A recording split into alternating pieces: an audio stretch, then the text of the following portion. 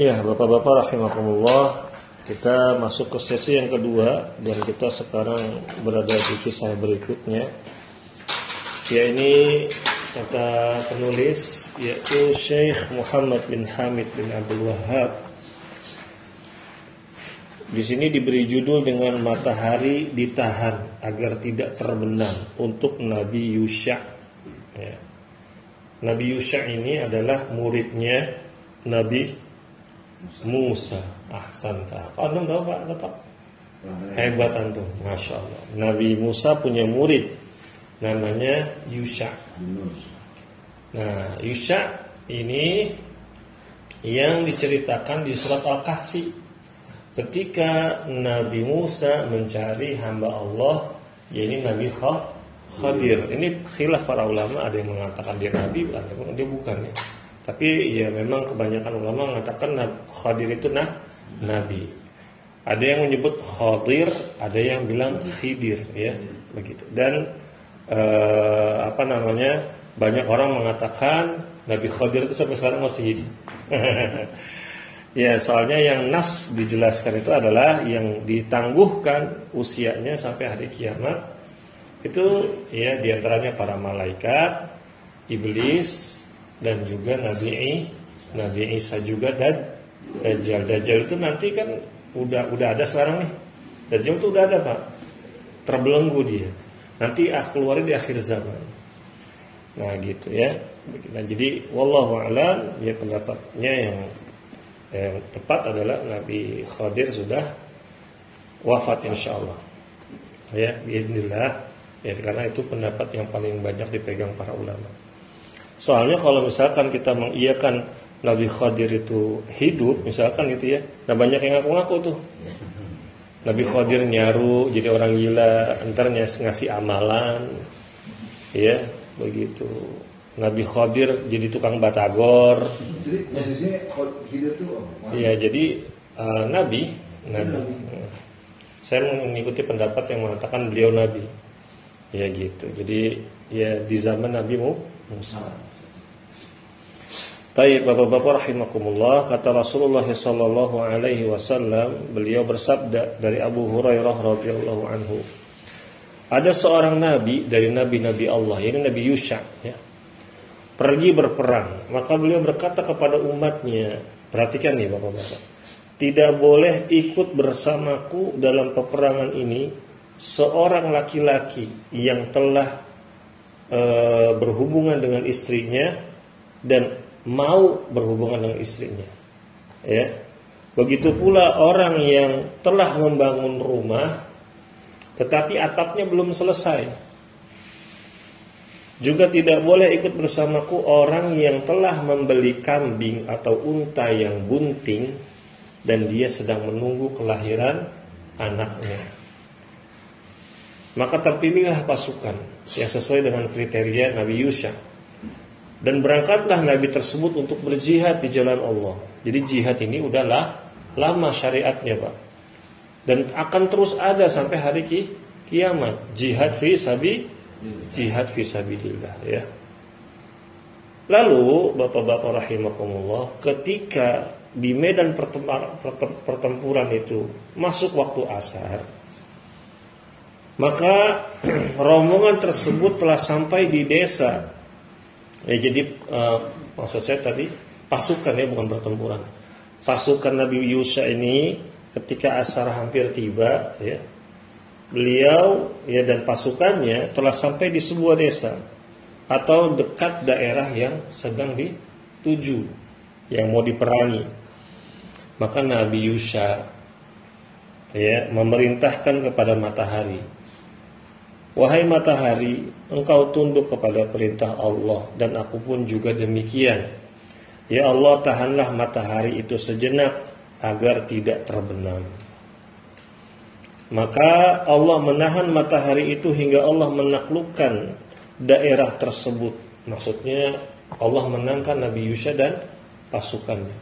Jadi bapak-bapak, dulu peperangan itu ada kode etiknya.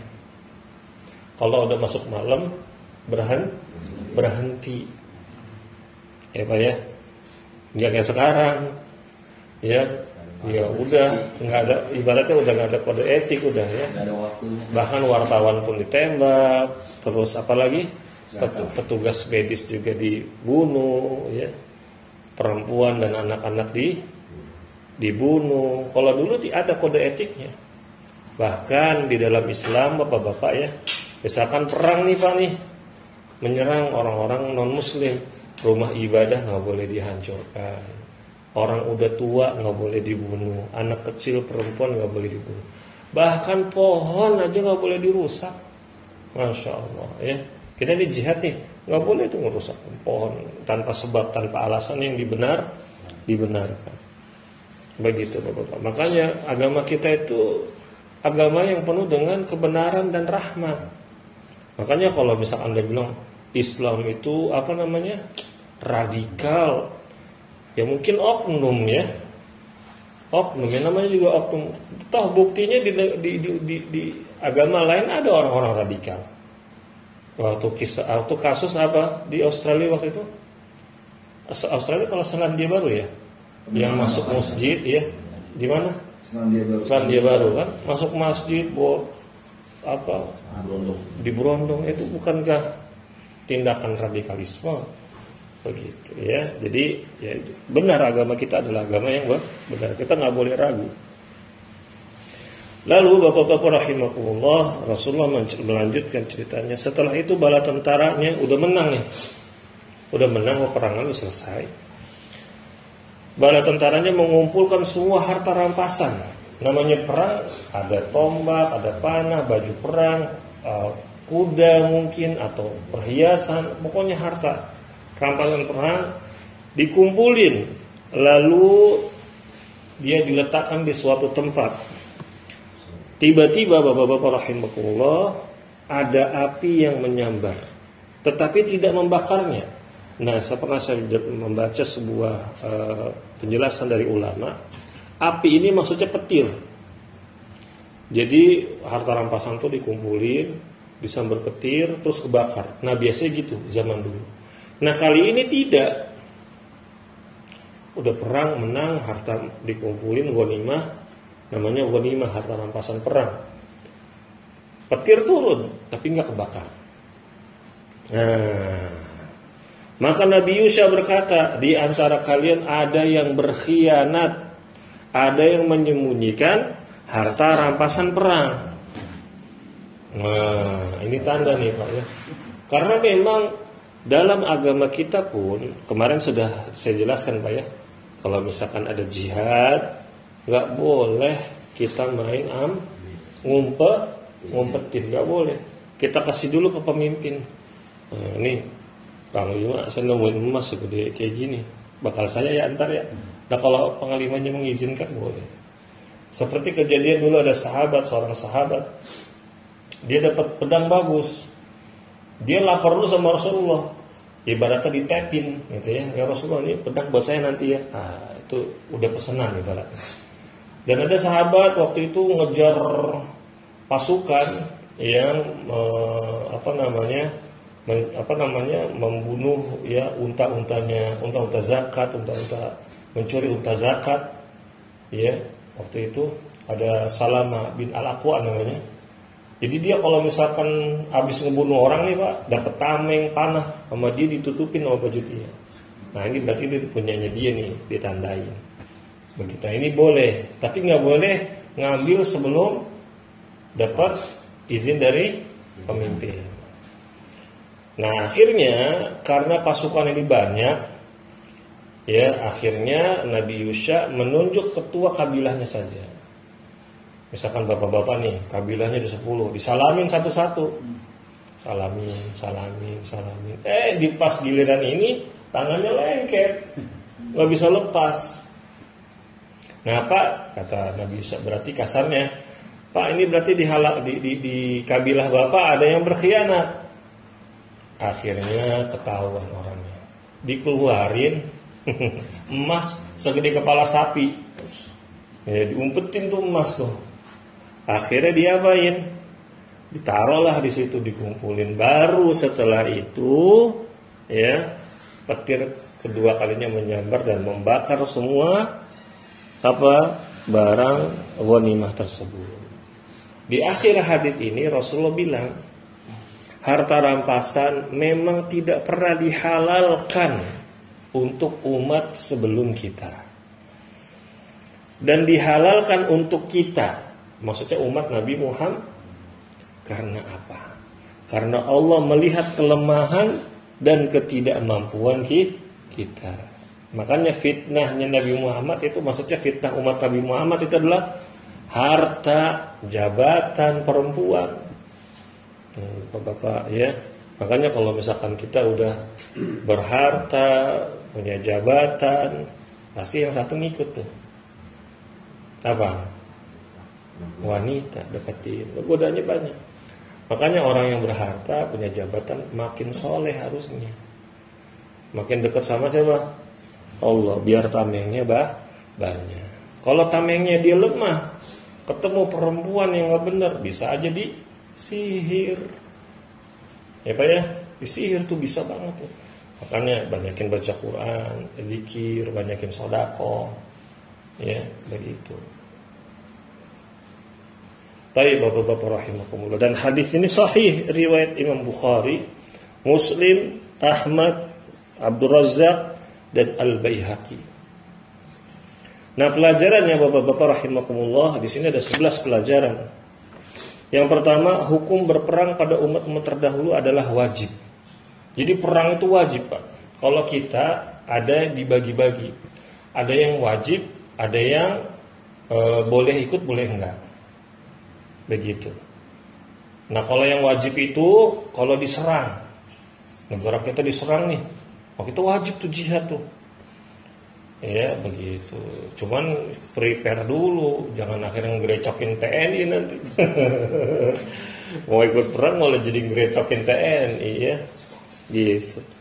Yang kedua, urusan-urusan penting, perhatikan, urusan-urusan penting tidak selayaknya ya diserahkan kepada orang-orang yang memiliki ya kemauan kuat dan memiliki pikiran yang fokus dalam mengurusnya. Maksudnya ini Bapak-bapak mungkin salah tulis ya, harusnya urusan penting itu hanya diserahkan kepada orang yang fokus, ya, nggak bercabang pikirannya, ya begitu. Makanya kalau misalkan intel itu Pak, intel negara segala macam yang pernah saya dengar ya, yang udah grade-nya tinggi tuh ya, itu keluarganya disembunyikan.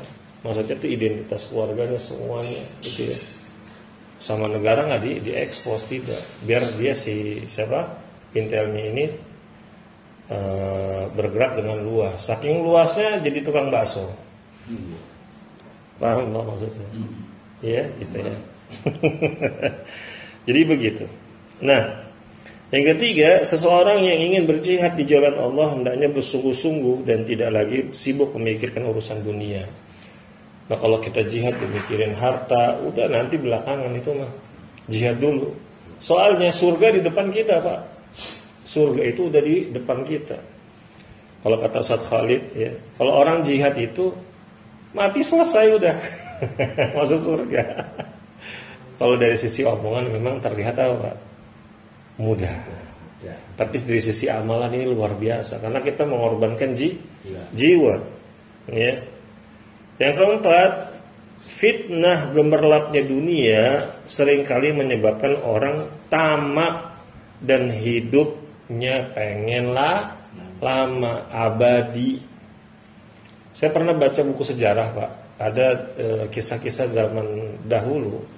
Para raja itu pengen hidupnya abadi, sampai mereka itu mengumpulkan para tabib, para dokter untuk bikin ramuan biar awet muda, biar awet. Ya, itu memang seperti itu. Ya, makanya bapak-bapak kita ya kalau jadi punya harta banyak, ya harus sering-sering ingat kematian. Agar apa? Agar tamak di hati itu berkurang. Kita dapat uang nih, ingat zakat, ingat sedekah, ingat berbagi segala macam. Ya, jangan bakhil, jangan pelit. Karena nanti semakin pelit, semakin kita dikuasai oleh harta. Enak nggak Pak? Nggak enak, was-was terus. Was-was terus pasti begitu. Aduh, ntar gimana ya? Ntar gimana ya? Ntar gimana ya? Saya ada cerita nih Pak. Ada orang, ya, habis pulang pergi haji, dikasih cobaan. Uang di saldonya itu hilang sekian ratus juta. Orang kaya ya, orang punya uang. Tapi lihatlah orang yang beriman kepada Allah. Jawabannya apa? Biarin aja, emang itu bukan rezeki kita kayaknya. Dia udah urus ke bank, diurus segala macam. Tapi nggak ada raut wajah kekhawatiran yang berlebih, nggak ada. Dan memang orang ini, masya Allah, rajin ke masjid, suka bersedekah, bayar zakat, perhatian sama keluarganya, luar biasa. Begitu. Nah inilah Pak, rasa seperti ini nggak bisa dibayar pakai duit, nggak bisa. Ketenangan batin ini nggak bisa kita beli, nggak bisa. Gitu, ya, nggak bisa. Nah itu kisah nyata itu Pak, ya. Ini bukan saya ngada-ngada, enggak, tapi benar. Ya tentu orangnya kalau imannya nggak kuat, bayangin habis pulang pergi haji, ya kan dapat musibah. Pasti kalau imannya kotor atau sama kurang, ya Allah, habis pergi haji mau dapat cobaan begini, gimana sih urusannya? Iya enggak? Iya kan? Begitu. Nah, Bapak-bapak rahimahullah. Yang kelima, seluruh benda mati mengenal Allah, batu, debu, pohon, semuanya. Ya, tunduk dan patuh terhadap kehendak Allah, senantiasa taat dan tidak melakukan maksiat dalam kondisi apapun. Malu kita Pak, ya, sama pohon, batu itu berzikir kepada Allah. Yusabbihu lillahi ma fis samawati wa ma fil ardh. Senantiasa bertasbih apa yang di langit dan ada yang di bumi, bulan, air, udara, semua awan. Gimana zikirnya? Ya kita nggak tahu, yang tahu hanya Allah, ya.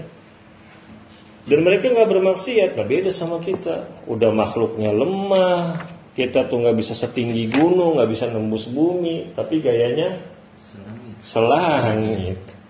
Iya nggak Pak? Iya Mas ya, benar.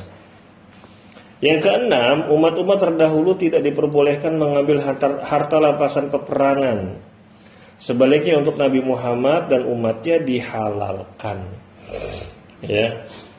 Yang ketujuh, dari kalangan Bani Israel dahulu terdapat beberapa orang soleh yang berjihad di jalan Allah, kemudian mendapat pertolongan dan kemenangan darinya.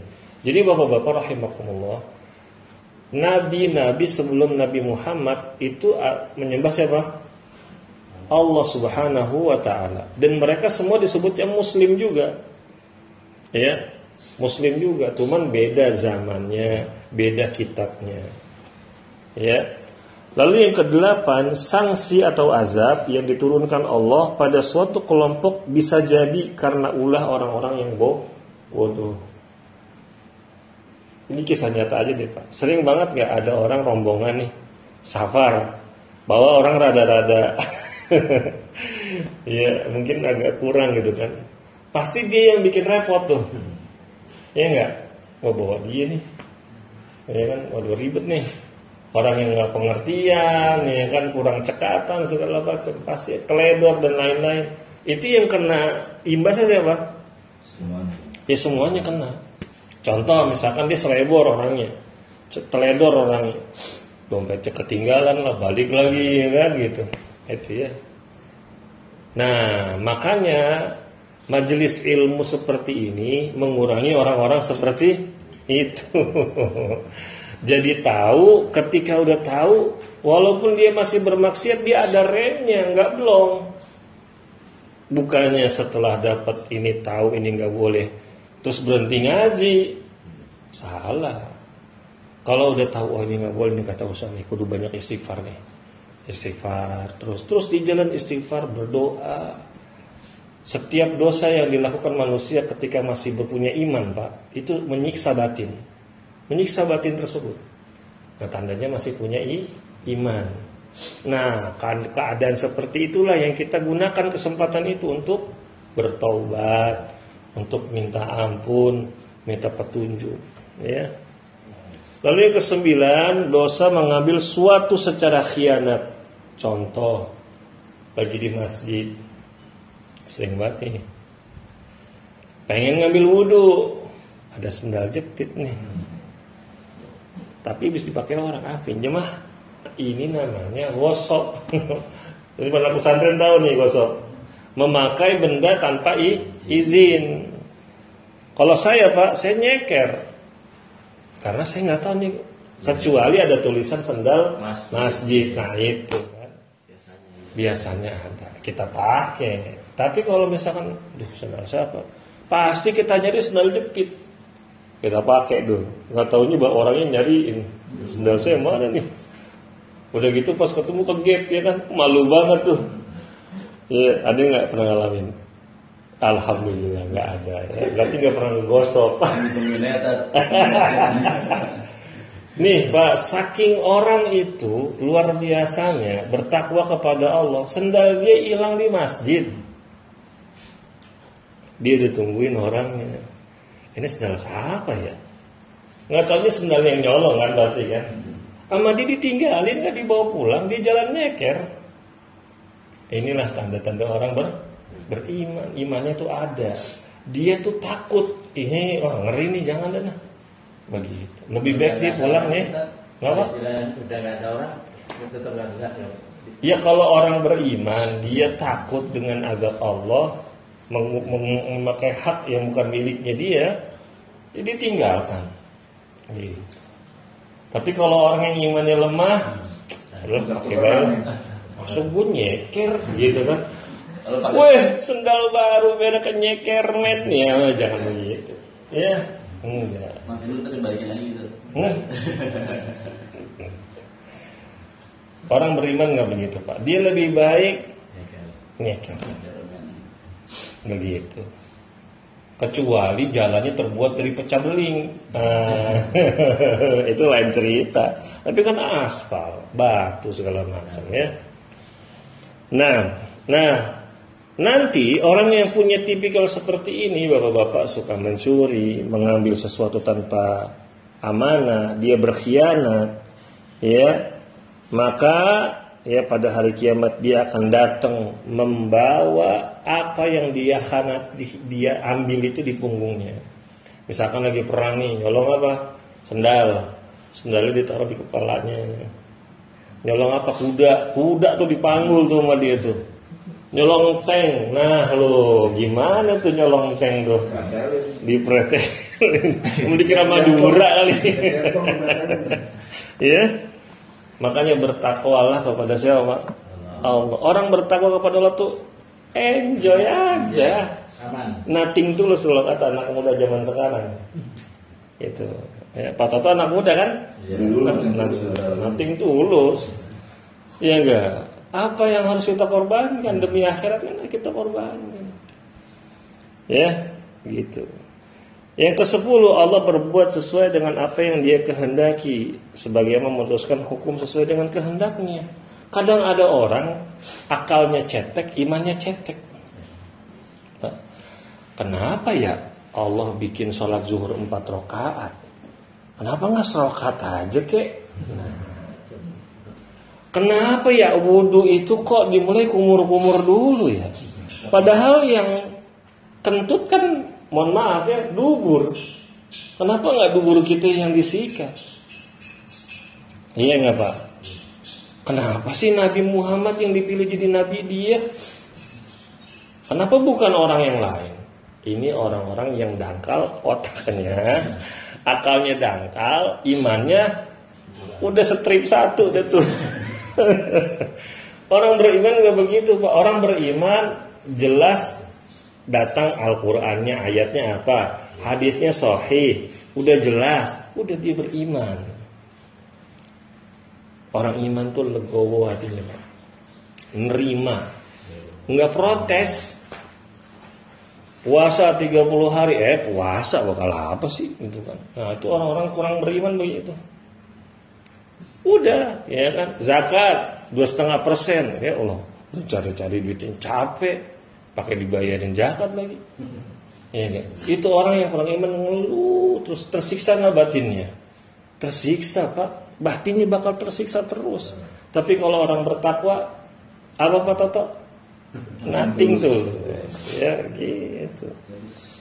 Ya, jadi gitu Bapak-Bapak. Yang ke-11, hukum-hukum yang berkaitan dengan kenabian terkadang dinampakkan secara nyata dan terkadang disembunyikan.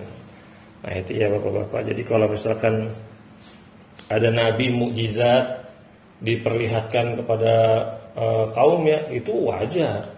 Karena termasuk dari ayatullah, tanda-tanda kekuasaan Allah, begitu ya. Buktinya mukjizat, diantara mukjizat Nabi Muhammad bulan terbelah kan, ya. NASA kemarin baru nemuin tuh, bulan ternyata pernah kebelah jadi dua. Kemana aja kan? Kalau orang beriman nggak perlu nyampe ke bulan. Orang beriman ketika Allah berfirman wansyaqqal qamar dan bulan terbelah, langsung iman, oh bulan telah terbelah. Ketika orang beriman disebutkan ada barzakh di lautan, ada laut yang warnanya coklat, ada yang warnanya biru, ada yang rasanya pahit dan asin segala macam. Nggak perlu nyemplung ke laut orang beriman mah. Ketika dengar ayat ini langsung oh ada. Gitu Bapak-Bapak ya. Kaedahnya orang beriman sami'na wa ata'na. Udah gitu aja. Kita denger nih, udah jalanin. Kalau orang yang imannya tebel, jalannya gampang, amalinya gampang.